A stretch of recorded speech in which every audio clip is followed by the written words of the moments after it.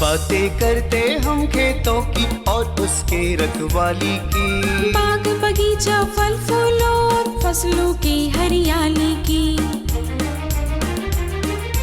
हम बीजों की बातें करते उत्तम जल संसाधन की, हम तकनीकी बातें करते फसलों के उत्पादन की। हर किसान का सपना सच हो जीवन सुखद बनाने को, गाँव-गाँव के हर आंगन का प्यारा सा ये दर्शन। कृषि दर्शन, कृषि दर्शन, कृषि दर्शन, कृषि दर्शन, कृषि दर्शन, कृषि दर्शन, कृषि दर्शन, कृषि दर्शन। जोहार, नमस्कार। कृषि दर्शन के आज के अंक में आप सबों का स्वागत है। दर्शकों, कहते हैं एकता में बहुत बल है। मिलजुल कर एक साथ किए गए कार्यों से बड़ी बड़ी सफलताएं हासिल की जा सकती है। आज आपको इसी एकता के बल से परिचित कराना है जो कृषि क्षेत्र में भी कार्य करता है। लेकिन कार्यक्रम में पहले देख लेते हैं कृषि समाचार। नमस्कार, कृषि समाचार में आपका स्वागत है। मैं हूं मृदुला। आइए देखते हैं आज कृषि समाचार में क्या है खास। मछली सह बतख पालन के लिए ले सकते हैं समेकित मत्स्य पालन योजना का लाभ। दलहन तिलहन और मोटे अनाज की खेती के लिए अनुदान पर ले सकते हैं कई सुविधा। अगात मटर के बेहतर उत्पादन के लिए लगाएं उन्नत प्रभेद आरकेल। अब समाचार विस्तार से।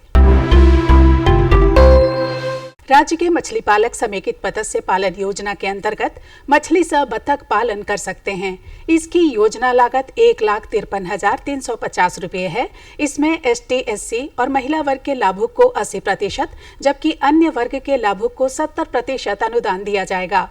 मछली पालक इस योजना से लाभ लेने के लिए जिला मत्स्य कार्यालय से संपर्क कर सकते हैं।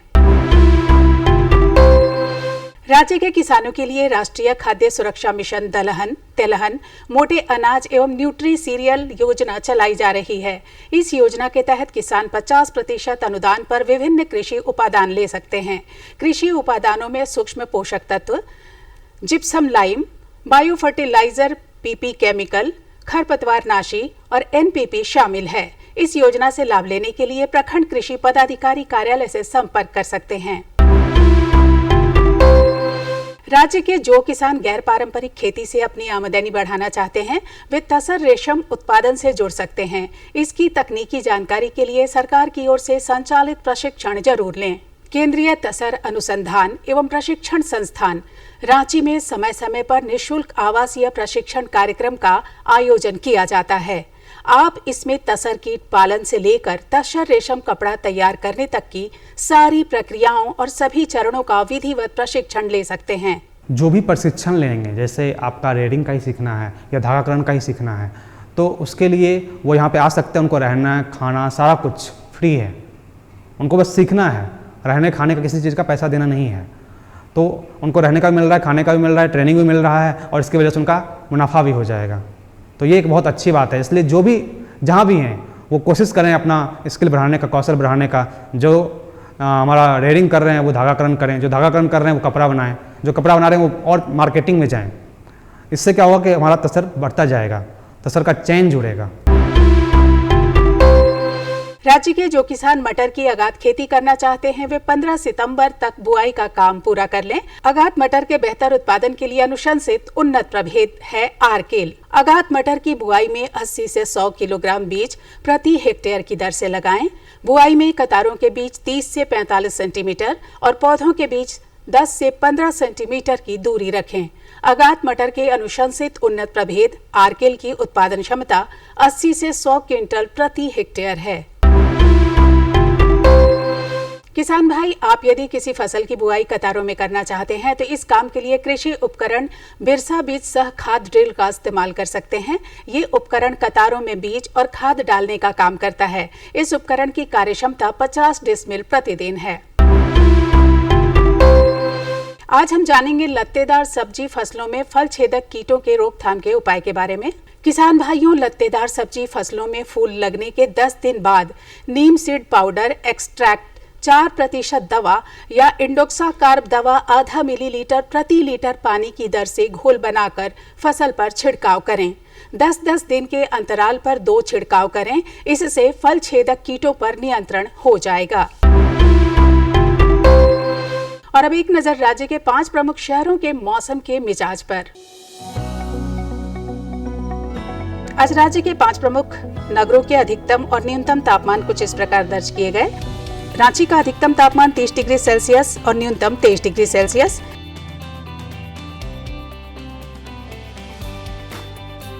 जमशेदपुर का अधिकतम तापमान 34 डिग्री सेल्सियस और न्यूनतम 26 डिग्री सेल्सियस। मेदिनीनगर का अधिकतम तापमान 35 डिग्री सेल्सियस और न्यूनतम 25 डिग्री सेल्सियस। देवघर का अधिकतम तापमान 34 डिग्री सेल्सियस और न्यूनतम 23 डिग्री सेल्सियस। धनबाद का अधिकतम तापमान 31 डिग्री सेल्सियस और न्यूनतम 26 डिग्री सेल्सियस रहा। कृषि समाचार में आज इतना ही। अगले दिन अगले अंक में फिर मुलाकात होगी कुछ ताजा तरीन खबरों के साथ। तब तक के लिए दीजिए इजाजत। नमस्कार, जोहार। कृषि समाचार के बाद वक्त होता है एक छोटे से विराम का। मिलते हैं इस विराम के बाद।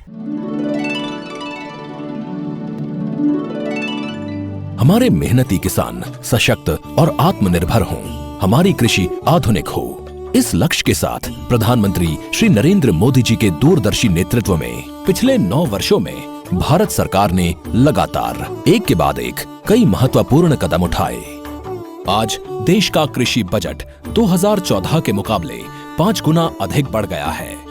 बीज से लेकर बीमा, सिंचाई से लेकर खाद और बाजार से लेकर तकनीक और नवाचार, खेती से जुड़ी सरकार की नीतियां और निर्णय समग्र और समावेशी हैं। यही कारण है कि आज भारत में खेती का स्वरूप लगातार आधुनिक हो रहा है और हमारे किसान साथियों की मेहनत से देश कृषि उत्पादन में नए रिकॉर्ड बना रहा है। आज खेती में तकनीक के साथ हमारे पारंपरिक श्रेष्ठ तरीकों को भी बढ़ावा मिल रहा है और प्राकृतिक खेती पर भी विशेष फोकस है। इसी कड़ी में किसानों के हितों के लिए प्रतिबद्ध भारत सरकार ने किसानों की खेती से जुड़ी छोटी छोटी जरूरतों को पूरा करने के लिए एक बड़ा निर्णय लिया।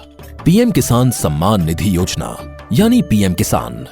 इस योजना के तहत लाभार्थी किसान भाई बहनों के बैंक खातों में 2000 रुपए की 3 समान किश्तों में सीधे 6000 रुपए की सम्मान राशि प्रतिवर्ष हस्तांतरित की जाती है।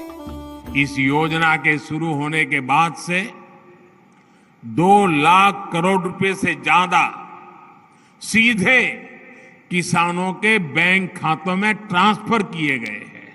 जब बीज लेने का समय होता है, जब खाद लेने का समय होता है, तो भी ये मदद किसान तक पहुंच जाती है। देश के 85% से अधिक छोटे किसानों के लिए ये बहुत बड़ा खर्च होता है। आज देश भर के किसान मुझे बताते हैं कि पीएम किसान निधि ने उनकी बहुत बड़ी चिंता को कम कर दिया है। दुनिया की सबसे बड़ी डायरेक्ट बेनिफिट ट्रांसफर योजनाओं में से एक पीएम किसान की सराहना अंतर्राष्ट्रीय मुद्रा कोष यानी IMF जैसी वैश्विक संस्थाओं ने भी की है।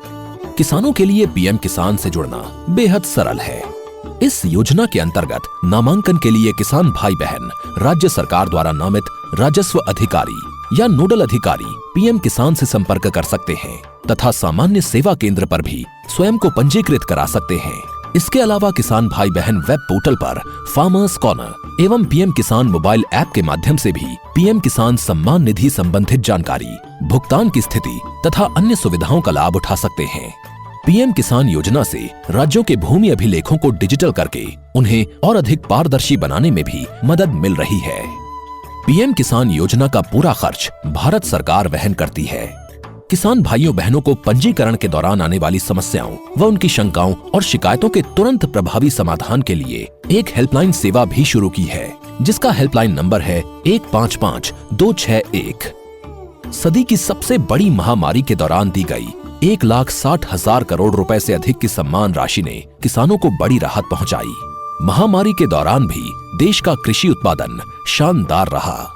किसानों के हितों के लिए समर्पित प्रधानमंत्री जी के इसी विजन के साथ पीएम किसान सम्मान निधि योजना द्वारा अब तक 11 करोड़ पात्र किसानों को 2,60,000 करोड़ रुपए से अधिक की धनराशि भेजी जा चुकी है।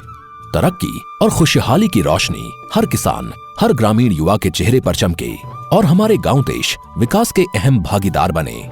खेतों और खलिहानों के रास्ते तरक्की और खुशहाली की ओर बढ़ता ये नया भारत है।